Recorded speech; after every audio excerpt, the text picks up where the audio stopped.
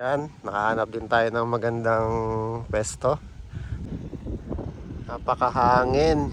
Audio natin mga boss, pagpasensyahan nyo na ha. Hangin kasi dito sa bayan natin.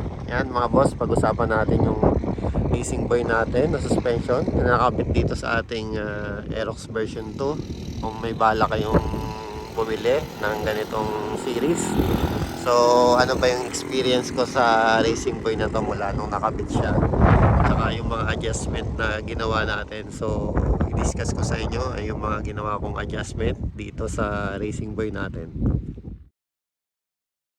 Tulad nung nabanggit ko sa mga nakaraang video ko, pinagagawa natin yan sa AB Moto, ang harap at likod na suspension.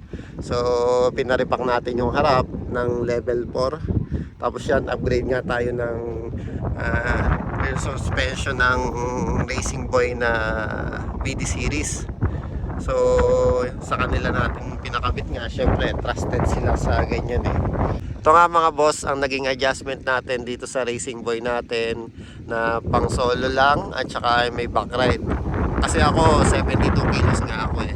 So itong adjustment ko dito, ano to eh, yung sa soft side ng ano niya, ng adjustment niya, kasi mas gusto ko yung kumbaga malambot ang play ng suspension. Dito sa set na ginawa ko mga boss, hindi ako professional, pero kumbaga sa adjustment na ginawa ko tapos test sa ride, ito yung nakuha kong kumbaga yung perfect dun sa bigat ko rin, at saka yung comfort pag nagra-ride ka, lalo long ride, tapos ang dinadaanan mo ay mga malulubak, kumbaga na-absorb niya ng maganda yung mga lubak-lubak eh, para hindi mo nararamdaman. So ito yung set ko sa preload mga boss, para may idea kayo. Nakasagad yan, halos nakasagad, pero may tira yan na isang kumbaga riles, kutling dyan sa taas. So sa preload natin yon. Tapos ang spring yan wala doon sa stock, ito nga 50. Ito yung kumbaga matigas na spring eh. May isa pa kasi na malambot pag brand new yung nabili mo to sa box. So ito yung nakakabit sa kanya. So sa adjustment ko nga dyan sa preload na yan, nakasagad ako. Tapos sa rebound natin, para may idea kayo mga boss, ay mayroon tong 43 rotation or click sa soft at sa hard na adjustment niya. Ang set ko naman dito ay 33 papunta sa soft side.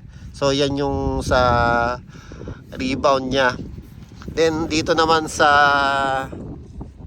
compression niya mga boss, may 32 click to sa plus at saka negative side. So ako ang set ko dito ay 28 papunta sa minus. Kumbaga yung minus kasi yung parang kumbaga yung ano nga ng compression, yung balik.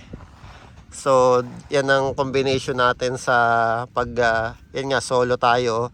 Pero kahit may angkas naman ramdam ko naman na okay siya. Kumbaga hindi siya nagbo-bottom out. Pero kung depende pa rin yan sa sa angkas yun na kung mabigat. Pero kalimitan ko kasi ng angkas, kumbaga magagaan lang din eh. So kung may angkas man akong mabigat, nag-a-adjust lang ako dito mga boss. Ginagawa ko na siya doon, kumbaga binababa ko siya ng tatlong rotation. So yun, kung mabibigat yung angkas ko, kaya nga kagandahan nito, fully adjustable siya. Basta gusto mo siyang i-adjust at may tools ka, pwede mo siyang i-adjust. Kumbaga depende na lang doon sa hinahanap ng katawan mo, kumbaga, at comfort nung ride na gusto mo. Until now naman wala pa siyang nagiging issue na kumbaga yung tumatagas. Pansin nyo naman, okay pa rin siya. Ano nga lang kumbaga sa akin, kasi ang ano lang nito talaga, dahil black siya, dumihin. Kumbaga yun ang napapansin ko sa kanya. Pero tayo naman kasi, dahil maingat din tayo sa ating motor, linis lang siya. Tapos kumbaga ang maintenance lang talaga niya, lalo kumbaga yung mga pinupuntahan nyo mabubuhangin, hanggat maaari ano nyo ito linisin. Kasi pansin nyo mga boss, nagkakalawang siya lalo hindi mo siya nalilinis agad, tapos yung mga buhabuhangin pumapasok siya dun sa pinaka thread ng ayan o. So kung may bras-bras kayo, hanggat maaari pagkatapos ng ride, barasin nyo, kumbaga linisin nyo para maprotektahan din yung kumbaga investment natin.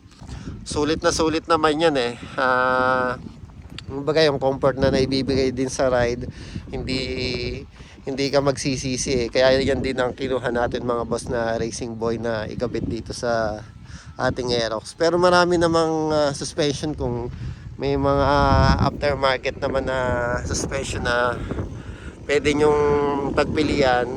Nasa inyo na lang yung prepare nyo kung ano yung trip nyo at saka yung kaya ng budget natin mga boss, di ba?